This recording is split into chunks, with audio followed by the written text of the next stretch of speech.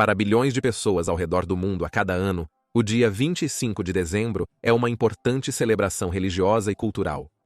Comemorando oficialmente o nascimento do profeta cristão Jesus Cristo, o dia de Natal também é visto por muitos como um momento para dar presentes e festejar com o Peru. Isso significa, entre outras coisas, refletir sobre temas amplos de regozijo na vida, amar o próximo e compartilhar a paz na terra. Bem, no episódio de Natal de hoje, vamos olhar para alguns exemplos onde as pessoas fizeram exatamente o oposto disso. No meio de conflitos terríveis e desacordos amargos, o Natal era apenas mais um dia. Para muitos, ele era uma oportunidade. Afinal, quando melhor atacar do que quando seu inimigo menos espera? Então, neste dezembro, vamos olhar para uma coleção de conflitos de Natal, alguns famosos, outros obscuros. Embora nem todos contenham uma moral natalina, é uma coleção de conflitos de Natal. Cada um desses eventos é importante lembrar, talvez durante este Natal tumultuado mais do que nunca. Feliz Natal e bem-vindo às guerras do mundo.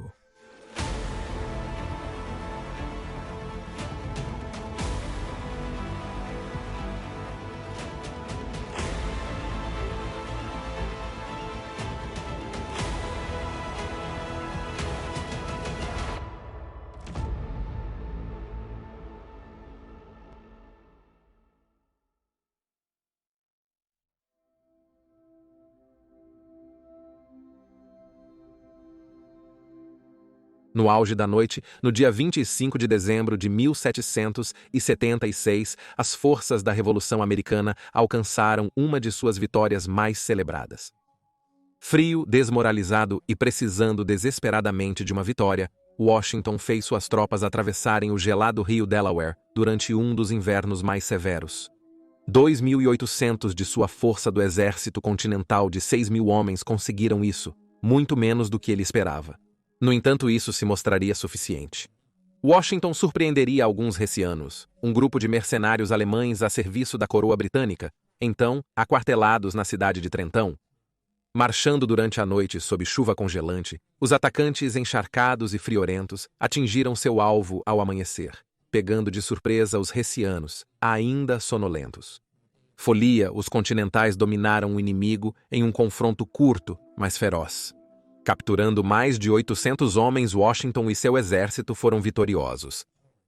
Embora pequeno em números, essa batalha foi importante, aumentando o moral da força e inspirando outros em direção à causa da independência. O melhor presente de Natal que os patriotas poderiam ter pedido.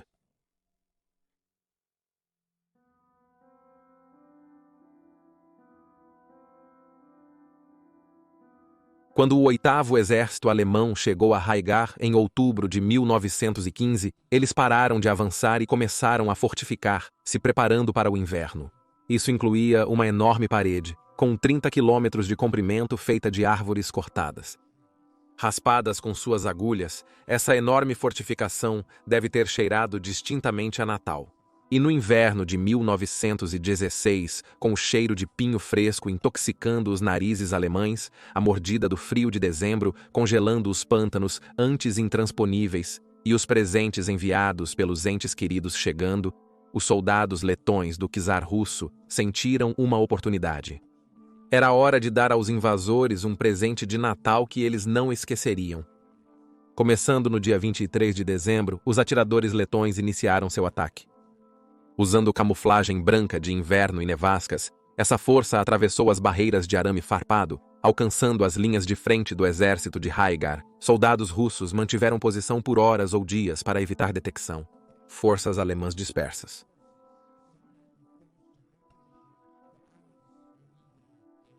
Era sabido que ocorriam casos de congelamento e morte. Coragem e estoicismo eram uma das poucas coisas que não eram racionadas entre os letões. A luta começou com cerca de 40.000 tropas russas e letãs atacando 25.000 alemães fortificados. Isso foi mais intenso na véspera de Natal. Na manhã de 25 de dezembro, os 3º e 7º regimentos de fuzileiros letões, juntamente com o 53º Regimento Siberiano, atacaram uma fortificação alemã conhecida como Colina da Metralhadora. A colina passou de um branco puro para um vermelho vivo ao longo do dia de Natal. Os letões, russos e alemães sofreram perdas brutais, mas após horas de luta, a posição foi parcialmente cercada, forçando os alemães a recuarem. Os alemães recuaram, capturando cerca de 1.000 homens. Mais combates irromperam nas semanas congelantes que se seguiram, e no que agora é conhecido como as Batalhas de Natal, cerca de 10.000 russos e letões seriam mortos em contra-ataques fracassados por uma resistência alemã cada vez mais séria. As incríveis fortificações alemãs, que separaram dois exércitos por mais de 1 ano, e os incríveis sacrifícios dos homens de ambos os lados que levaram à sua queda.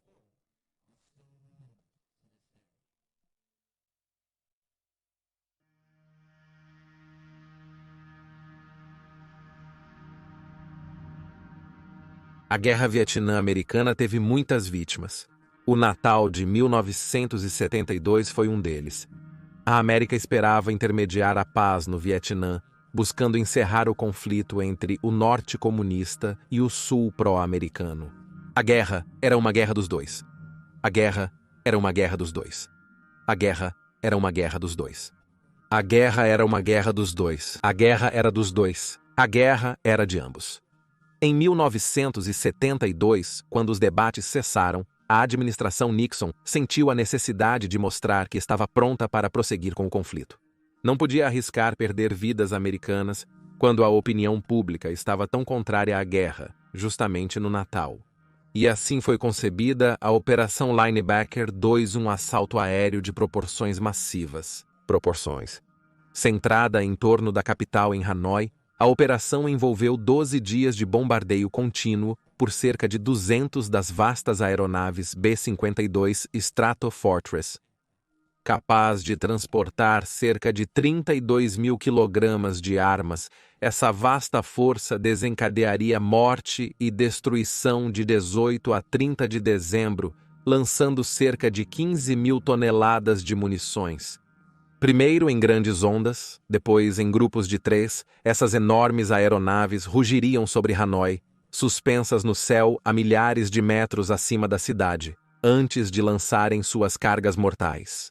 Apesar da alta altitude, a aproximação dos B-52 seria percebida por todos.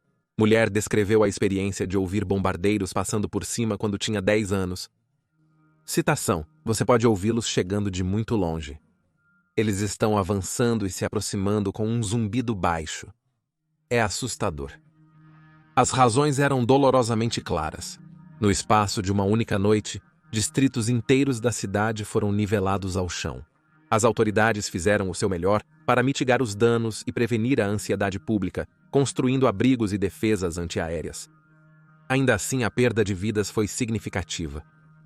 Os comunistas afirmaram que cerca de 1.600 pessoas morreram durante os ataques, mas muitas autoridades independentes acreditam que o número real seja maior. Se bombas incendiárias do tipo empregadas nos anos 40 tivessem sido usadas, quem sabe qual escala a destruição poderia ter sido. E qual foi o resultado? Bem, internacionalmente a reação foi ruim.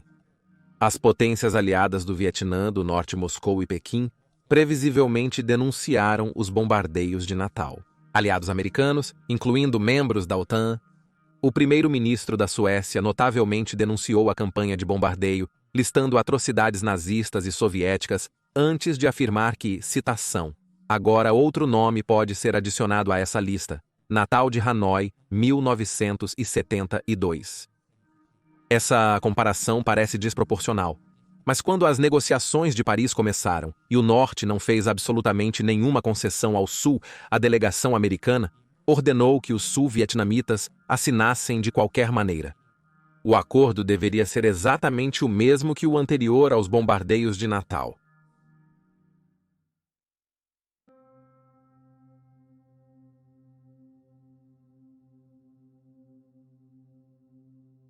Conhecido por seus brilhantes distritos de compras, fortes com luzes, e festá de inverno uma elaborada tomada da Praça da Estátua completa, com mascotes de Natal, bandas de metais e uma imponente árvore de Natal, o Natal em Hong Kong é sempre um evento altamente memorável. Bem, em 1941, Hong Kong estava prestes a ter seu Natal mais memorável de todos, pelos piores motivos.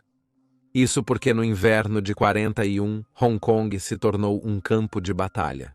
Na mesma manhã do ataque da Marinha Imperial Japonesa à base naval dos Isabelawa, em Pearl Harbor, o Império do Japão realizava outro ataque de igual ou maior magnitude no mesmo local. De ainda maior importância, um ataque total à colônia da coroa britânica de Hong Kong, colocando cerca de 14.000 tropas britânicas, indianas e chinesas contra 30.000 soldados japoneses. A Batalha de Hong Kong viu 17 dias de combates intensos. Em 8 de dezembro, os japoneses começaram seu ataque. Com uma superioridade de quase 4-1 e usando tropas experientes na China, os aliados atacaram a base japonesa em Pearl Harbor. Hong Kong há muito era visto como um ativo econômico, mas uma responsabilidade estratégica, com Winston Churchill declarando em abril de 1941 que não havia a menor chance de que pudesse ser defendido. Tentativas foram realizadas. Armas haviam sido construídas, assim como uma linha de fortificações ao norte da cidade de Hong Kong, conhecida como Linha do Bebedor de Jin. Até 11 de dezembro, as tropas do Império Britânico haviam sucumbido aos esforços do exército britânico. O Império Britânico recuou para a própria cidade, frente à pressão japonesa. Com aviões e artilharia bombardeando a cidade vulnerável dia após dia, os japoneses se preparavam para iniciar seu ataque final.